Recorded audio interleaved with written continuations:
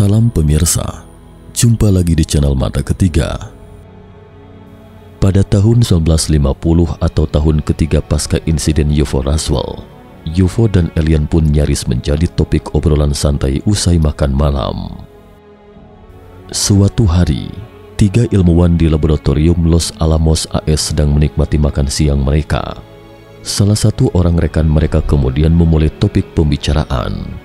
Baru-baru ini buku komik pun mulai menggambar tema cerita tentang alien.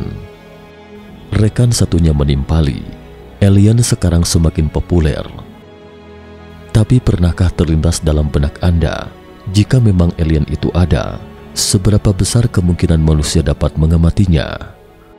Salah satu rekan mereka mengambil pena dan kertas, mengerutkan kening sejenak, lalu berkata, "Kemungkinannya tidak tinggi, paling hanya sekitar 1/1 juta." Tapi rekan lainnya menimpali, "Tidak, Anda salah. Kemungkinan manusia dapat mengamati alien itu sekitar 1/10, karena di galaksi Bima Sakti saja terdapat sekitar 250 miliar bintang. Menurut prinsip proporsionalitas, mungkin ada planet terestrial di sekitar 1 miliar bintang. Terlepas seberapa rendah kemungkinan adanya kehidupan, setidaknya ada 1 dari 10.000 bintang. Dengan kata lain, tidak tertutup kemungkinan adanya kehidupan di lebih dari 1 miliar planet itu." Suasana pun seketika menjadi hening begitu sang ilmuwan selesai bicara, karena baru saja mereka menemukan sebuah paradoks.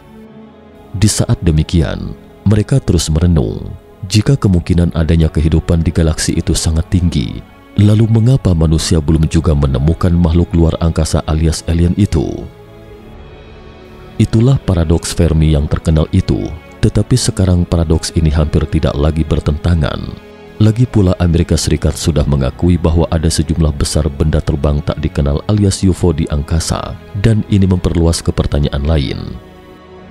Jika memang ada kehidupan cerdas lain di alam semesta, lalu seperti apa wujud mereka? Apakah berkepala besar dan anggota badan ramping seperti yang dilegendakan selama ini? Jawabannya, tidak hanya itu secara fisik.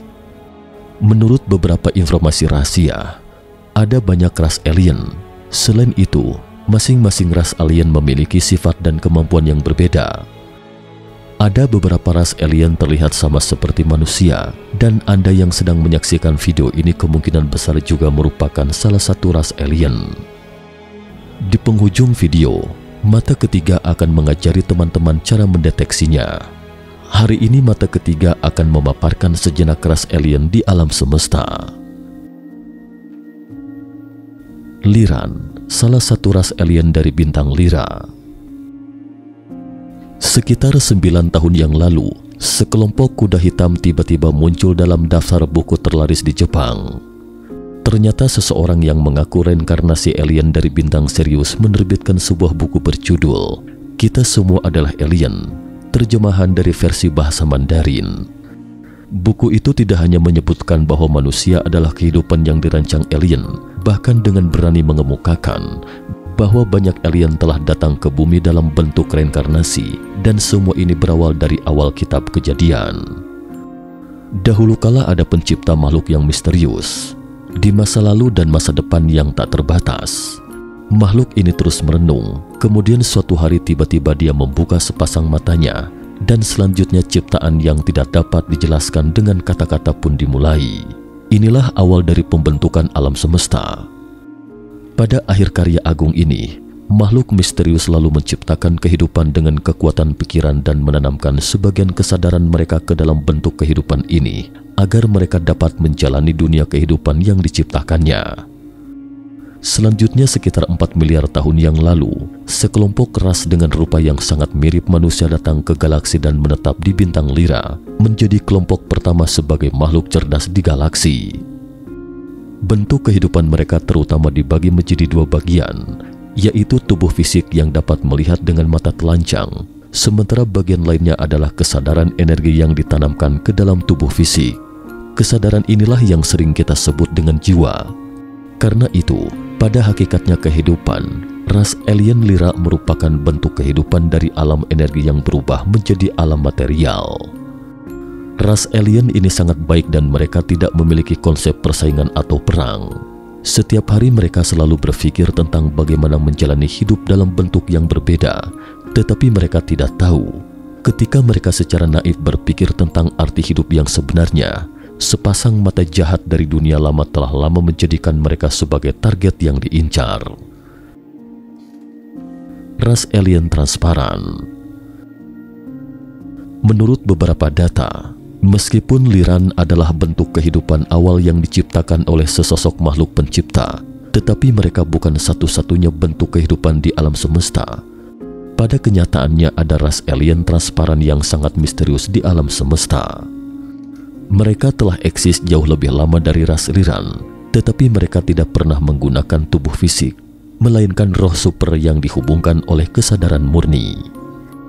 Mereka jarang ke dunia material, namun ketika mereka hadir di dunia material, kita masih bisa melihat secara samar-samar sebentuk garis seperti benang perak.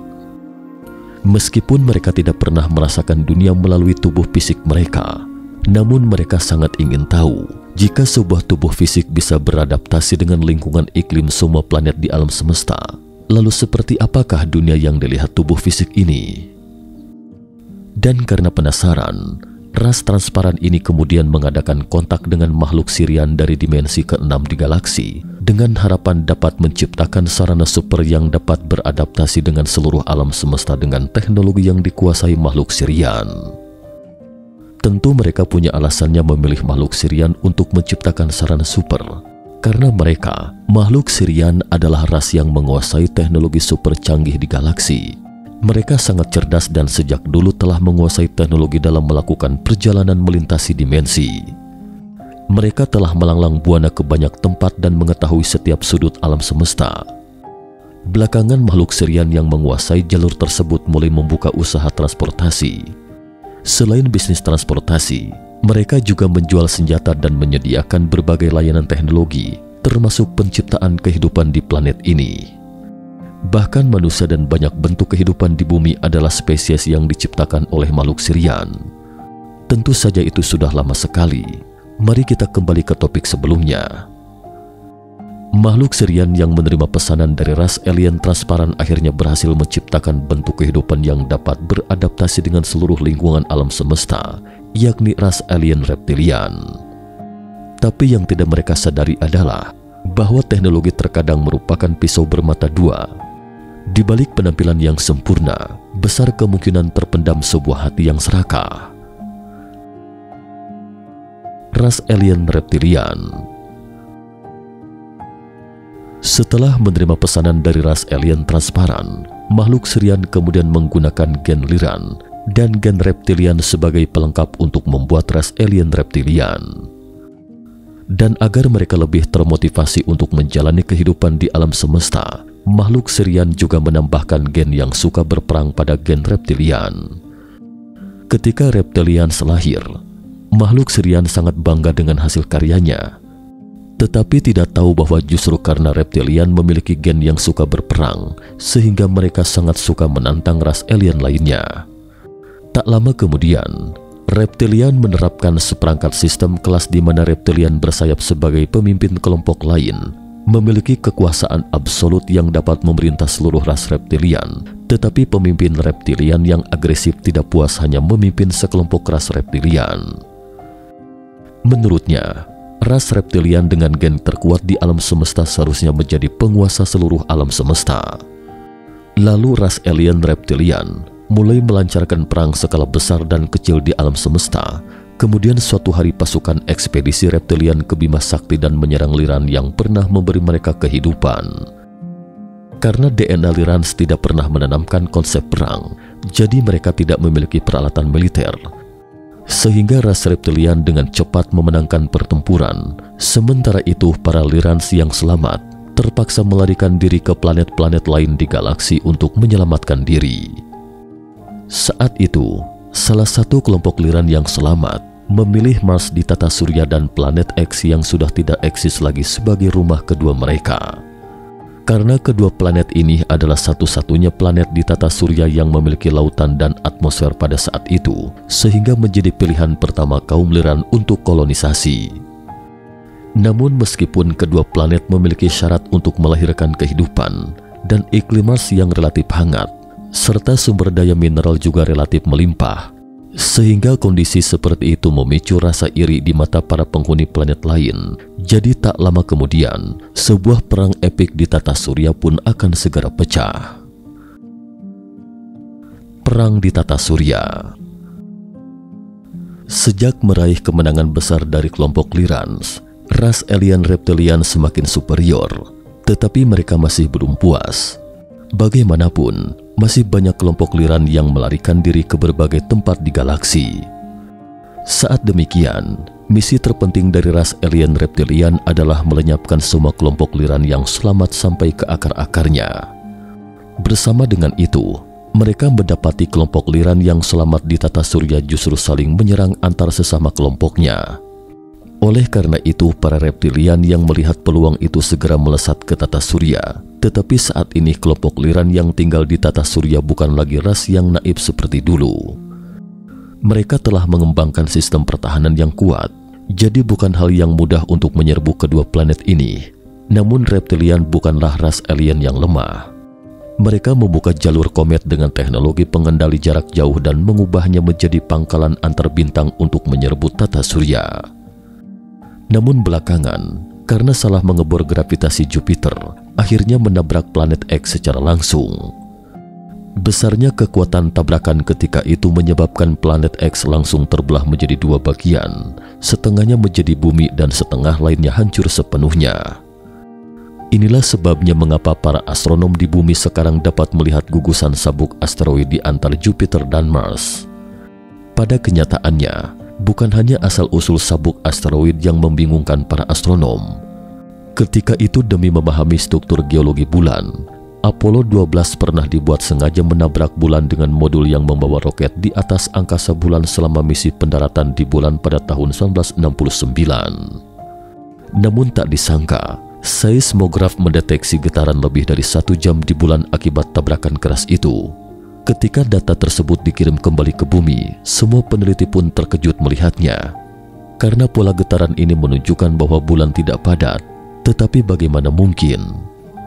Oleh karena itu, Dr. Wernher van Braun segera memutuskan untuk menabrak bulan kedua kalinya dengan roket yang lebih besar dan lebih berat selama misi pendaratan bulan Apollo 13.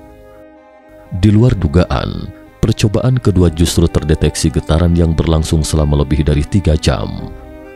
Sampai detik ini, data terkait itu masih membingungkan banyak ilmuwan, karena selain menyimpulkan bahwa bulan itu berongga, mereka tidak dapat menemukan penjelasan kedua yang masuk akal. Intinya benda langit yang terbentuk secara alami tidak mungkin berongga. Mungkinkah bulan pun merupakan bentuk pangkalan yang diciptakan oleh reptilian? Jika memang bulan adalah pangkalan yang diciptakan alien reptilian, mungkinkah mereka juga tinggal di sana? Sejak reptilian menyerang kelompok alien Lyran di tata surya dengan berpura-pura menjadi komet dengan teknologi pengendali jarak jauh, kelompok Lyran yang selamat di galaksi juga mulai diserang oleh mereka. Agar dapat melawan reptilian dengan lebih baik, kelompok Lyran yang selamat mulai membentuk aliansi galaksi di bintang Orion, menggabungkan kekuatan aliansi untuk melawan kelompok reptilian. Benar saja, sejak berdirinya aliansi galaksi memang telah memperlambat serangan para reptilians. Seiring berjalannya waktu, internal reptilians pun terpecah menjadi beberapa faksi. Beberapa faksi mulai menunjukkan sisi positifnya. Mereka tidak lagi mendukung invasi keras lain, sehingga menjadi independen dan ada kalanya berpartisipasi dalam pembangunan galaksi. Sejak kelompok Lyran meninggalkan konstelasi Lyra, penampilan mereka akan berubah sesuai dengan lingkungan planet yang tidak sama. Karena itulah kita akan melihat banyak ras alien dengan penampilan yang berbeda. Di lain kesempatan, mata ketiga akan merangkum tentang alien yang paling sering menampakkan diri di bumi. Yang paling penting adalah menurut beberapa makhluk luar angkasa ini, bahwa sebanyak 87% manusia di bumi adalah reinkarnasi alien, atau dengan kata lain Anda atau dia yang sedang menyaksikan video, kemungkinan besar adalah alien dari kedalaman galaksi. Dan satu-satunya cara untuk mengidentifikasi Anda atau dia itu apakah alien atau bukan, adalah jangan lupa untuk subscribe channel Mata Ketiga. Cukup sekian dulu episode hari ini. Jika suka dengan video mata ketiga, jangan lupa like, subscribe, dan share. Terima kasih atas perhatiannya. Sampai jumpa.